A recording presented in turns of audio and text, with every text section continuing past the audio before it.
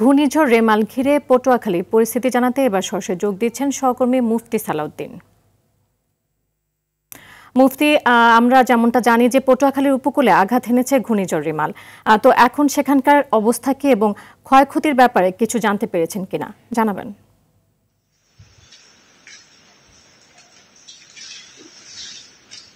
আপনি যেমনটি জানেন যে আমাদের ঘূর্ণিঝড় রিমাল কিছুক্ষণ আগে আমাদের উপকূলে আঘাত আনতে শুরু করেছেন এবং রাত 1টার পর থেকেই বাতাসের গতিবেগ ক্রমে বাড়তেছে এবং আবহাওয়া অধিদপ্তর নিশ্চিত করেছেন যে রাত 2টার পরে বাতাসের গতিবেগ আরো বৃদ্ধি পাবেন এবং ঘূর্ণিঝড় প্রচন্ড আকারে আঘাত করার সম্ভাবনা রয়েছে।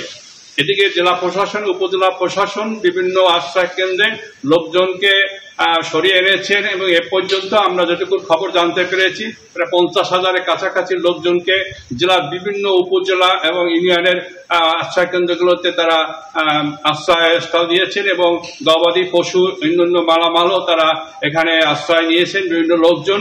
এছাড়া আমাদের কাছে যে খবর আছে যে এখন পর্যন্ত আসলে আমাদের এই উপকূল অঞ্চলে তেমন কোনো ক্ষতি হয়নি, তবে উপকূলের যে বিশেষ করে 3টি ইউনিয়ন রয়েছেন, কলাপাড়া উপজেলার লালুয়া ইউনিয়ন এবং রাঙ্গামালী উপজেলার চর মন্তাজ এবং চালিতা ইউনিয়ন, যেখানে বিধ্বস্ত ভেড়িবাঁধ রয়েছে ওই ইউনিয়ন 3টিতে, সেখানে প্রায় 1 লাখ মানুষের পানিবন্দী অবস্থা আছেন, সেখানকার বাড়িঘর তলিয়ে গেছেন।